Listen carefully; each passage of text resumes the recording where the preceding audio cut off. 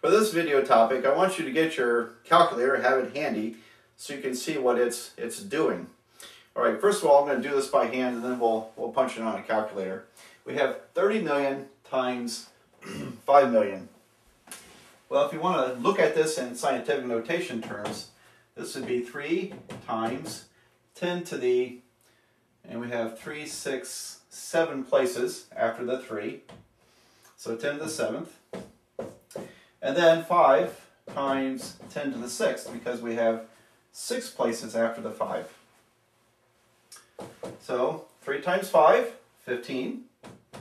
And 10 to the 7th times 10 to the 6th is 10 to the 13th. And then to get it correct in scientific notation form, I have to make this a 1.5. So 1.5 times 10 to the, and what happens here? I make this smaller by 1 place. I need to make this larger by 1 place. 10 to the 14th power. Again, make this smaller, make that larger. That keeps it balanced. All right, so there it is. That's the number you should get. Now, try this on your calculator, because this is too large for any calculator I'm aware of, as far as printing out 1.5 with a bunch of zeros after it. In other words, any calculator is going to give it to you in scientific notation form. And there are various ways it reads out. For example, my calculator is a TI-86 graphing calculator. I get 1.5 E 14. All right, 1.5 E. I guess E is exponent. I'm not sure. That you find this on spreadsheets. Like if you were to multiply this out on an Excel spreadsheet, you might get this form on it.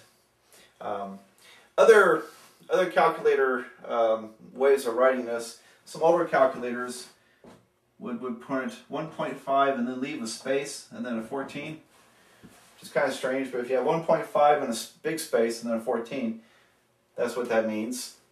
I've seen, let's see, this is the one that troubles me the most, 1.5 to the 14th power, because 1.5 to the 14th power is 25 raised to the 14th is around 291.9.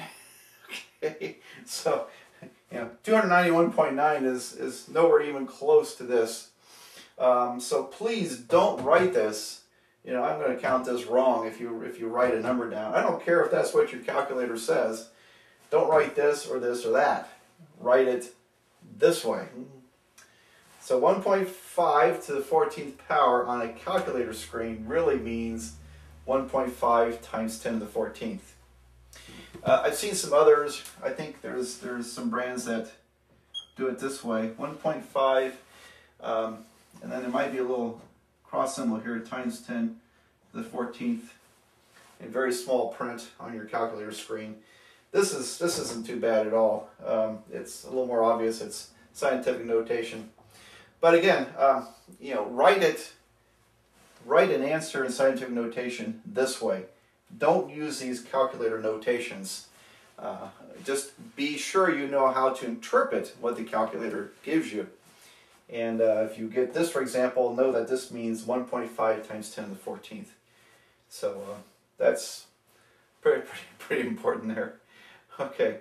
Now I'm going to erase the board, and then we'll talk about entering these things on a calculator in scientific notation form. Let's go back to the first problem, except I've written it in scientific notation form. 3 times 10 to the 7th times 5 times 10 to the 6th. If you want to do this on a calculator in scientific notation form, there are two common buttons that show up on calculators that I'm aware of. And so to enter in 3 times 10 to the 7th, I know on my calculator, and which is a TI-86 and some other of those types of calculators, you would use the double E button. So you'll find a double E button on your calculator. Let's see, on mine it is right here above the 7, so it's close to the numbers part of the calculator. All right, so it's got a little double E. So I would punch in 3 double E 7, and that tells the calculator you're entering this number. And then times 5EE7, whoops, 6, not 7. And that would tell you, the calculator, that you're entering this number. Don't forget to multiply here, and then hit the enter button or the equal button, and that should give you the correct number. Now, a lot of other calculators have a button that reads EXP.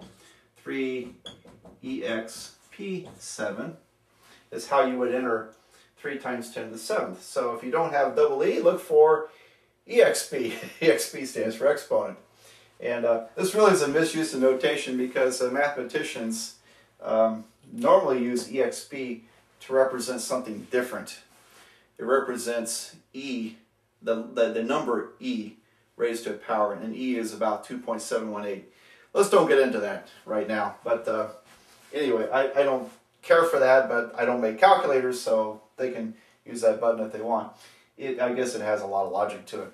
But you would instead hit 3EXP7 times 5EXP6, hit equal, and that will give you your answer.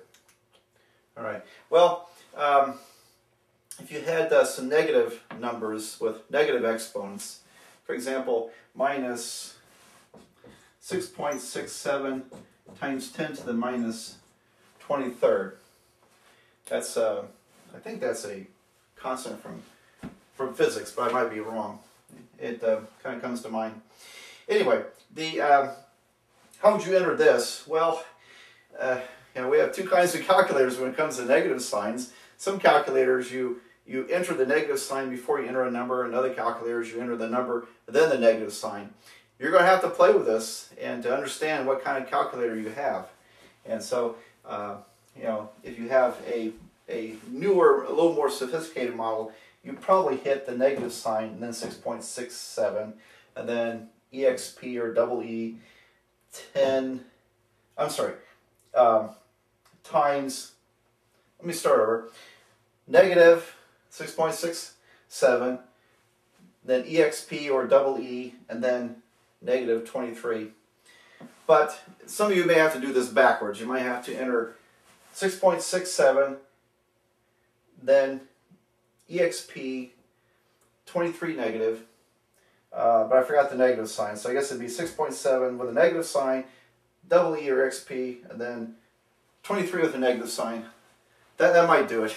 Okay, so you're going to have to play around with this and to figure out exactly how your calculator handles negatives and negative exponents in scientific notation. So have fun with that.